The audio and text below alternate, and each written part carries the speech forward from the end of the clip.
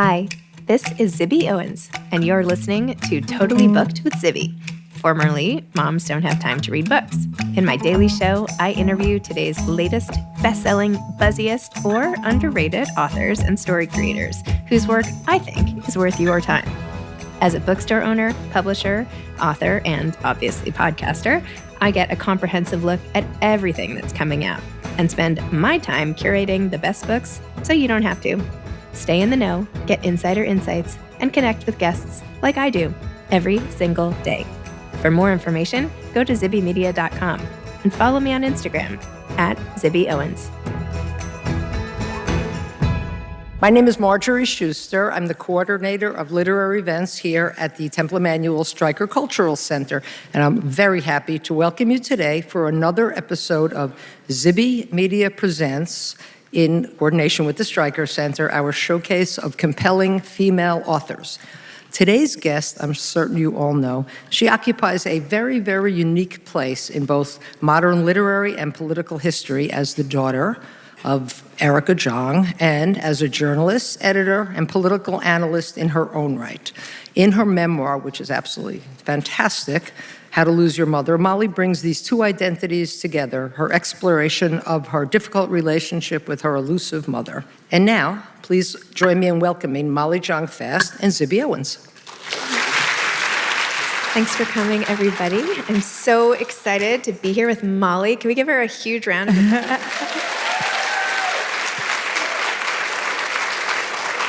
I'm just so excited to be here with you, and this is my synagogue, so it feels very meaningful. And two of my three, I don't talk about my kids, but I have kids who have been bar and bat mitzvahed here, and so it's very meaningful to me. So. You want to do a little chanting or anything? Yes, I'm gonna. We had such a hard time with the Haftorahs because I grew up Unitarian, even though my parents were both Jewish. My husband grew up Jewish humanist, so we were just completely lost, and it was so bad, and our kids still make fun of us.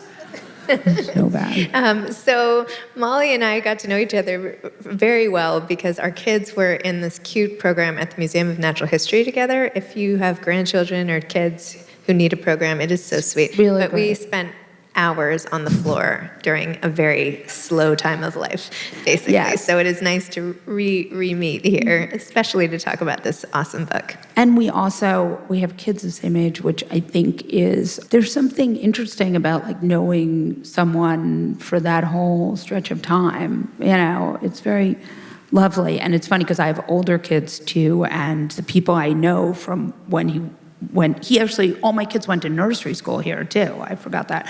And it was like, I don't know, there's just something lovely about knowing these people for such a long time. Speaking of things that happened a long time ago, I also just want to acknowledge that today is September 11th. Yeah. How terrible a day it is in our city's history, country's history. My very best friend was killed that day, my college roommate. Her name was Stacy Sanders. So it's always a very emotional day today. So it's fabulous to be sitting on stage and talking about books and getting a community together when so much in life is tearing us apart. Yeah. Violence escalates, and yesterday's attack and everything is just feeling so overwhelming. So now we can just talk about books, but wanted to acknowledge that. I think that's really important too. It's like a very, God, you did. So from that, let's talk about aging and weight and cake. Yes, let's get to something joyful like aging. Yeah. How many people here have already read Molly's book? Amazing. Oh, this is a good crowd. How many have read Molly's mom's books? Oh, that's a lot more. All right. Actually, you know, it's fun. You have to catch up. I mean, come on.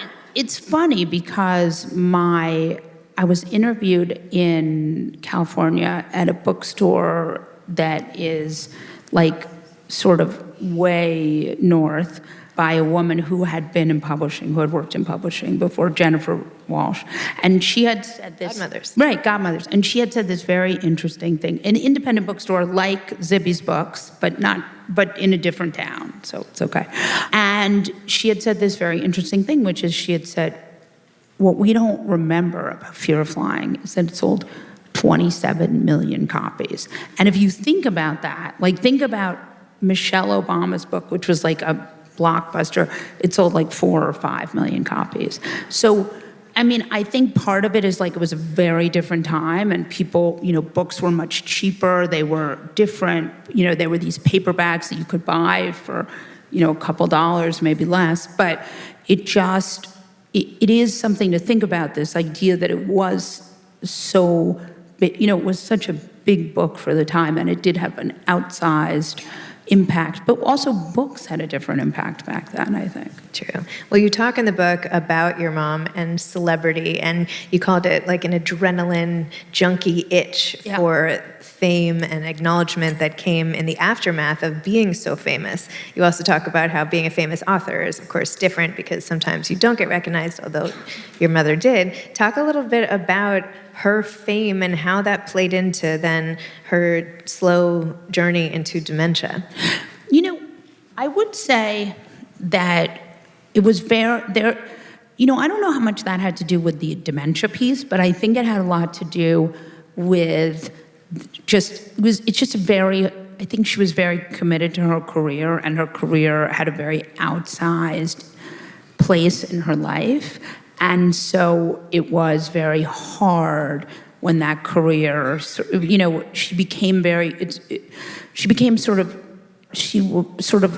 was overly invested in her career and maybe didn't get the same kind of self-esteem from other stuff. So I would say that was tough, but not unusual for people.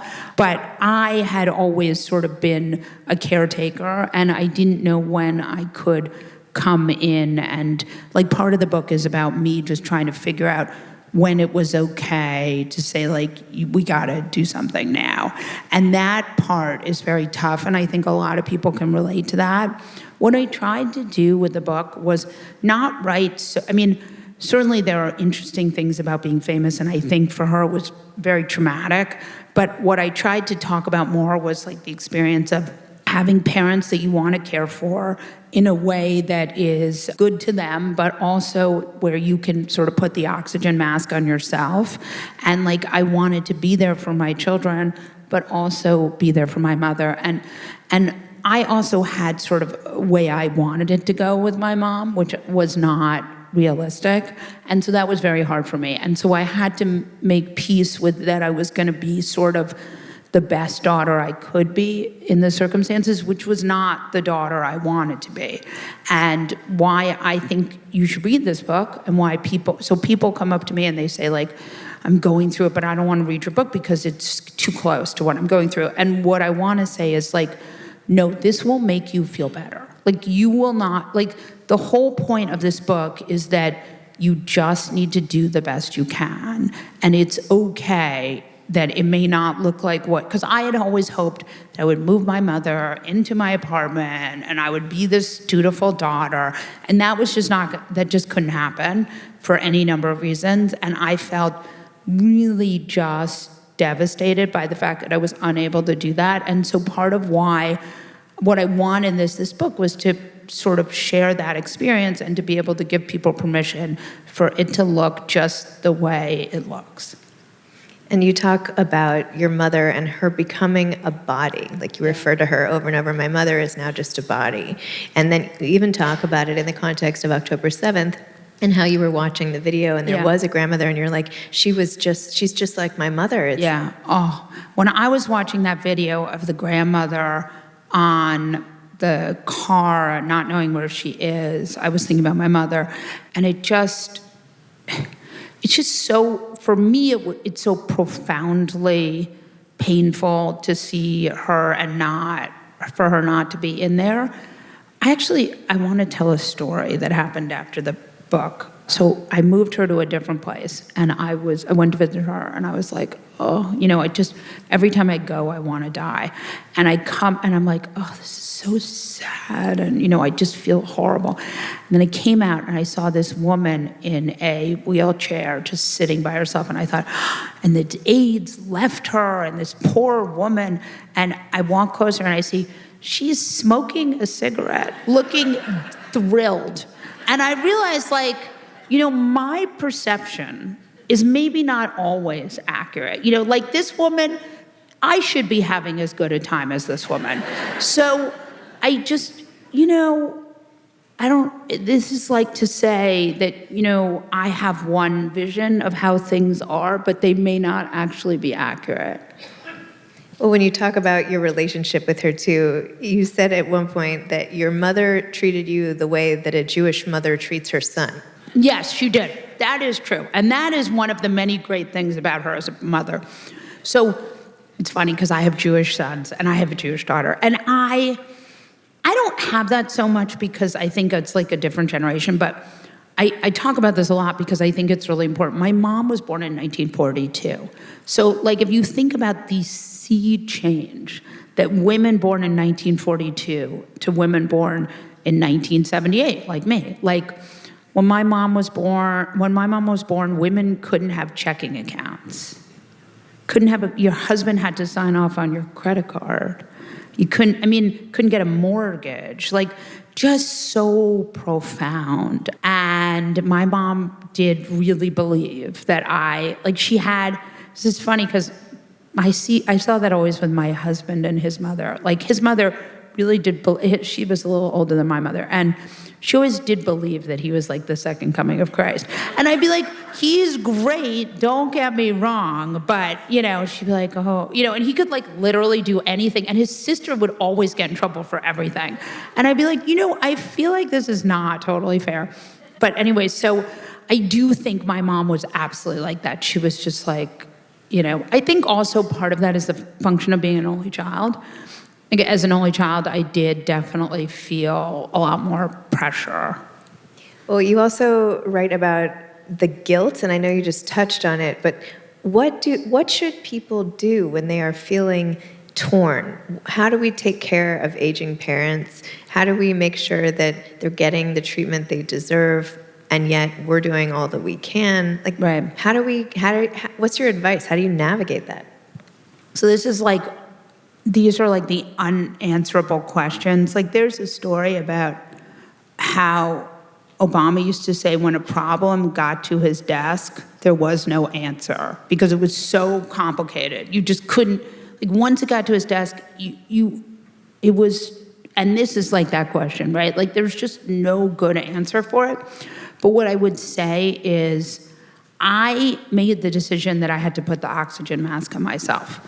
Some people don't do that. In fact, whenever I did readings for this book, people would get into like sort of the Q&A, and you'll see it today, gets into like a little bit of group therapy, which I love. As a sober person, I love. So we got into a whole conversation about, what do you do? Do you move your parents in with you? Do you not? How do you deal with this?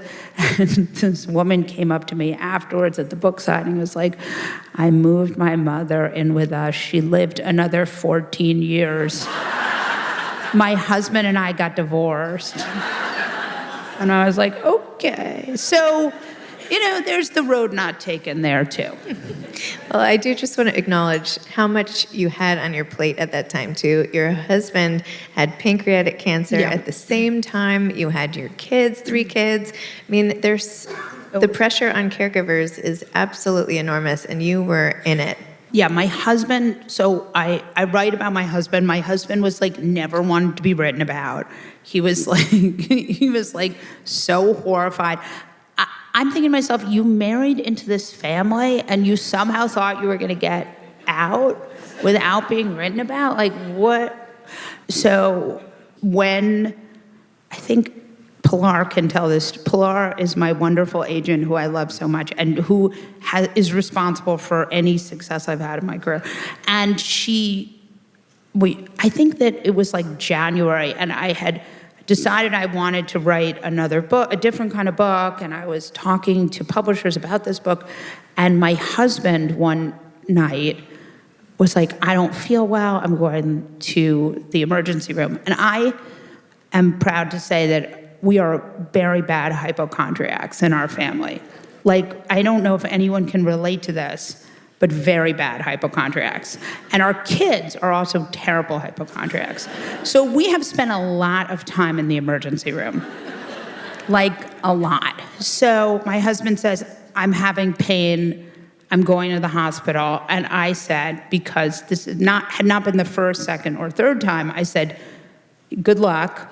Call me if anything. It's like 3 o'clock in the morning. I was like, call me, And I was like, really, don't call me, but whatever. So he goes to the hospital, and they find a mass on his pancreas. And he calls me at 3 o'clock in the morning, and he's like, they found... And I remember thinking, like, well, this is not good.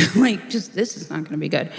And so a mutual friend of both of ours had just had this very horrible experience where her mother had died of pancreatic cancer. And so I called her up, and she is very smart and very organized. And she had a whole, PowerPoint presentation about, what to do next, which was amazing. And so she sent me to this doctor, and we went to this doctor, and went to Sloan Kettering, and it was amazing. And they said the doctor said to us,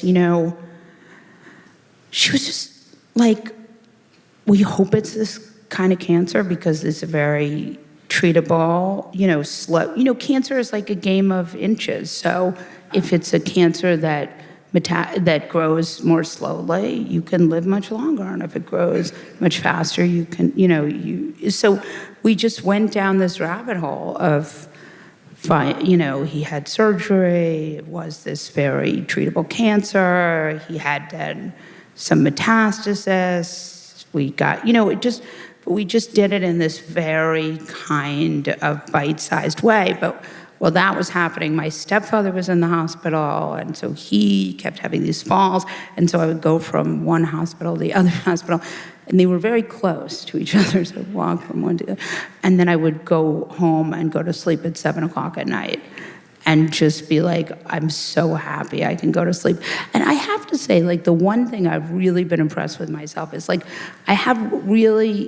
there's something great about not having to do anything and being able to go to sleep. And so I still, that's I have about 3 or 4 really good coping mechanisms, and going to sleep at 7 is my best. We'll all try to emulate that. Everybody go to bed at 7 tonight, report back tomorrow. And you'll wake up and you can't believe how good you'll feel. Amazing. Well, despite all of the heaviness and all of the things you were coping with, in the book you still have time to write in such a funny way about aging and, as you said, the joys of aging. Can I read this little passage about it?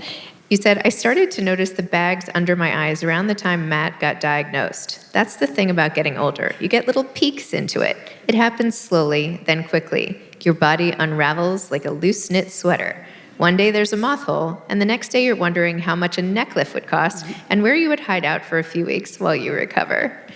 Oh, that's so good. Yeah, it's true. A neck lift, yes. And also, I just want to say about that, I was so smug about not having bags under my eyes. I don't know why I was like, I don't have bags under my eyes. And then one day.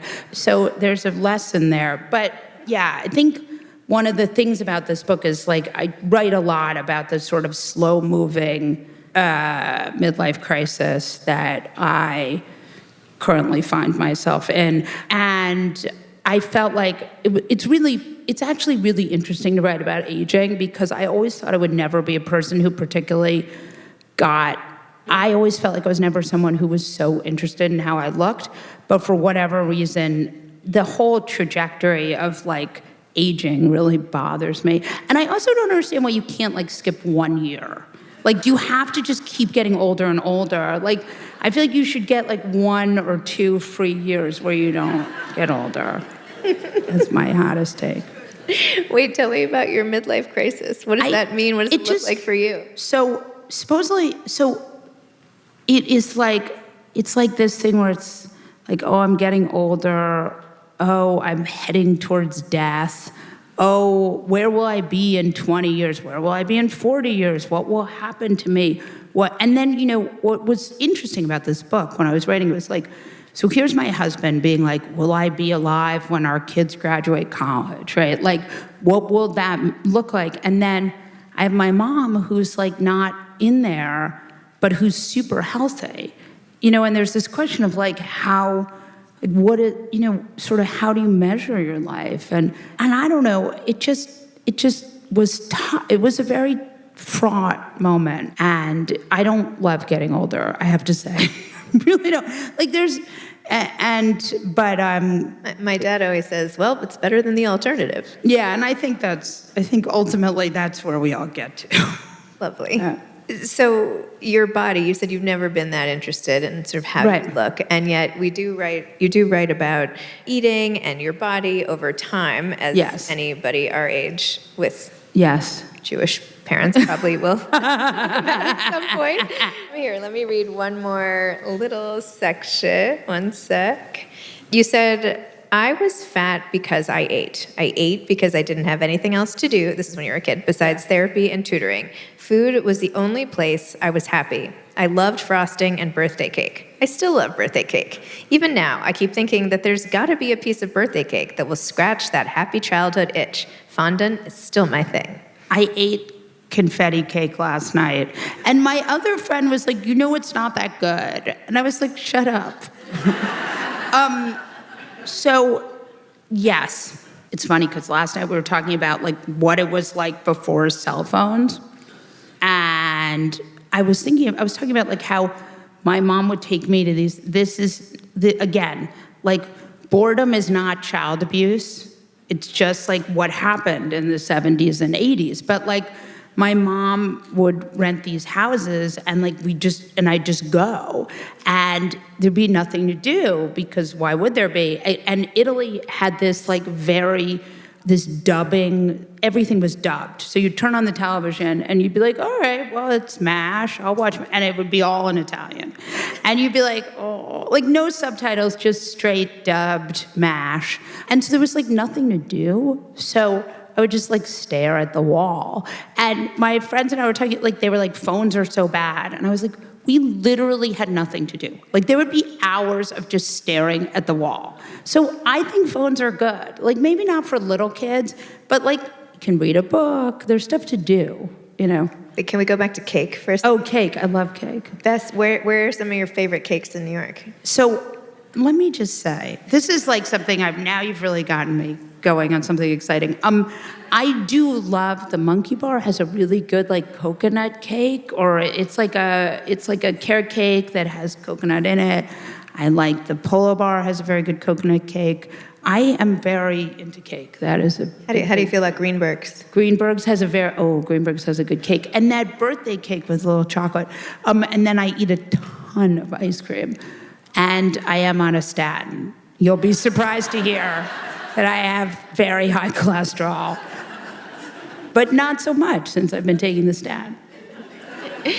So how does podcasting fit into your midlife crisis? You wrote a book, you have a podcast, you have a huge platform you've developed. Talk a little bit about all that. I mean, everything, I don't know. I think work has been extremely, my whole thing with work, my whole thing with everything, and this is maybe because I got sober when I was 19, is that I just try to chop wood and carry water and not get focused on outcomes. So, I try to do the best stuff I can do, and then I try to write the smartest things I can write. I don't get so involved in what happens next, which I think is, there's sort of a very meditative, sort of spiritual way to work in the world and not, it's sort of a non-attachment kind of thing.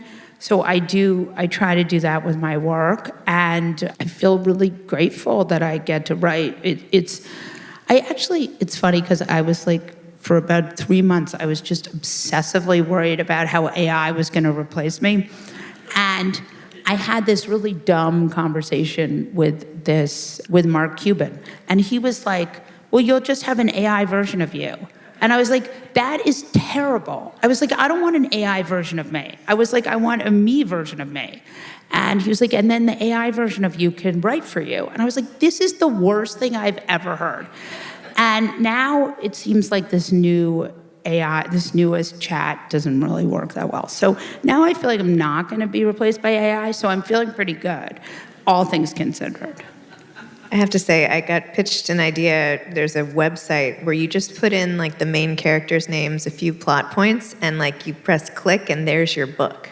It's terrible. Well, then It's terrible. But also, then someone else can read it too.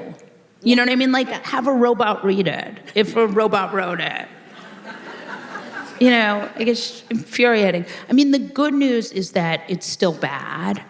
And now it's now. Hopefully it won't get better. Hopefully it won't stay bad. Okay, so from AI to actual I, what are you doing in terms of writing going forward? Are you writing another book, I hope? Well, Pilar, what am I doing? No, I'm just kidding. I'm taking audience. I don't know. You know, I don't have like a lot. I don't know. I have to sort of figure out what I want to do next. And it's very, you know, in some ways it's like quite wonderful because I wrote this book. People really connected to it. The editor who edited it was amazing. The publishing experience was wonderful. And I've met a lot of people who I feel like have related to it. And so it's been kind of the dream publishing experience.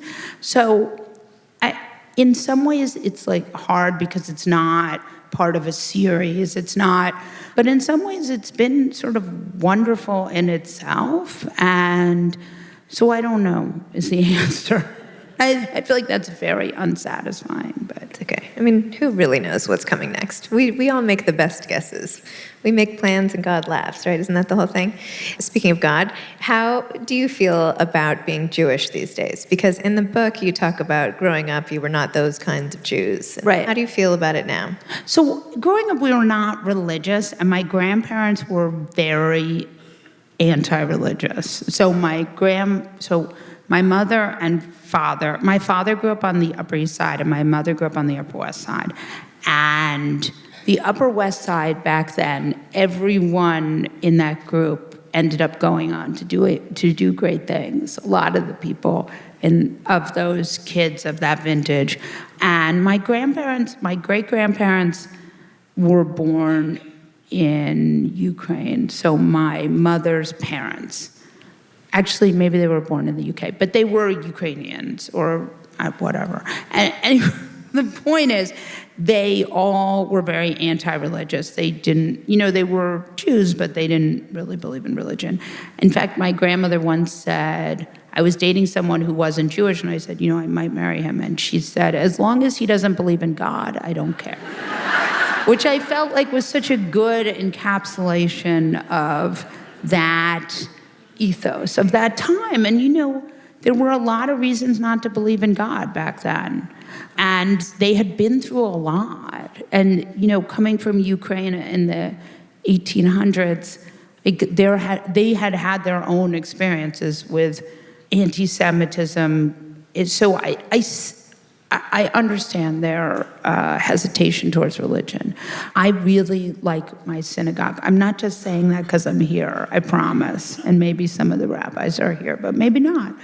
I really love my synagogue, and I feel very connected to Judaism. I probably feel more connected to Judaism than how I was brought up.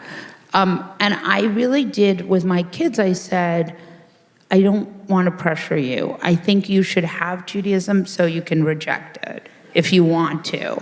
So you can have something to reject in an easy, low-stakes way, and then you come back if you want, or if you don't, fine.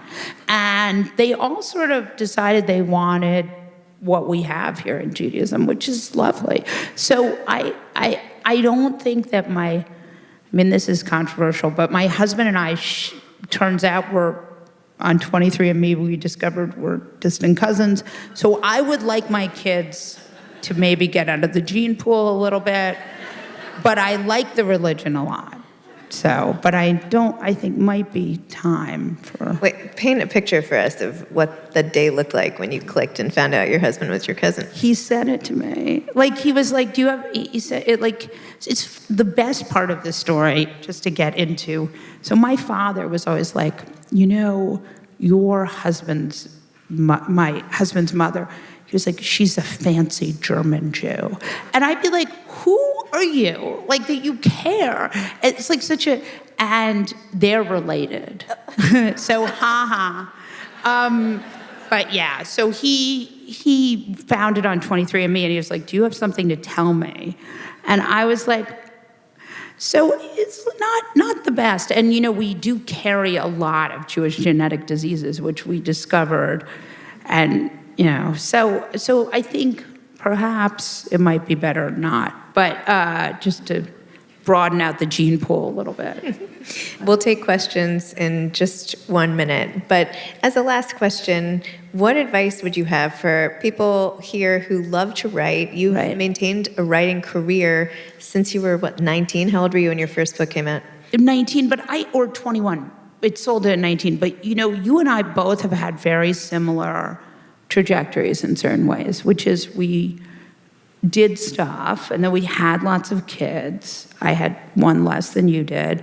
Oh, by the way, as an only child, like any number of kids seems like a lot of kids. And then I sort of took some time, right? And then I came back to it.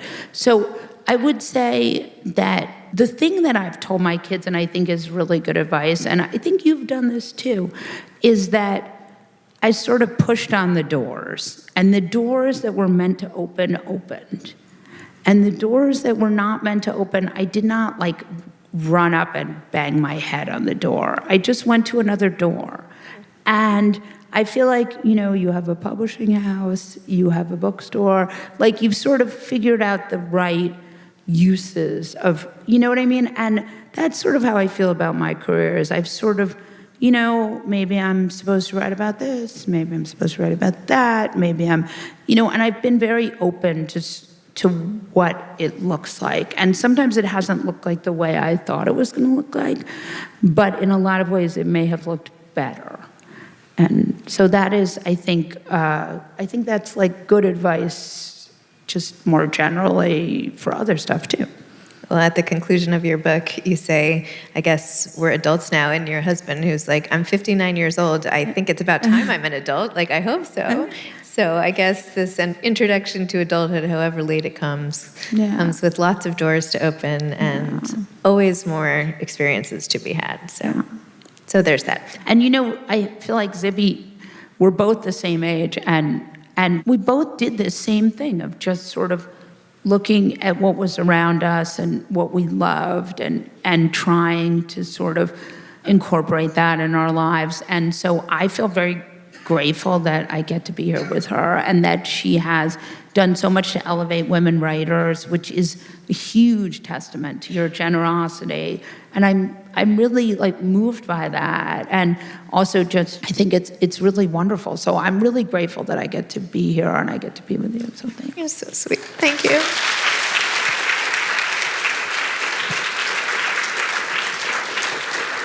So Molly will be on stage signing books after this. For those of you who signed up for lunch, it's on the 4th floor.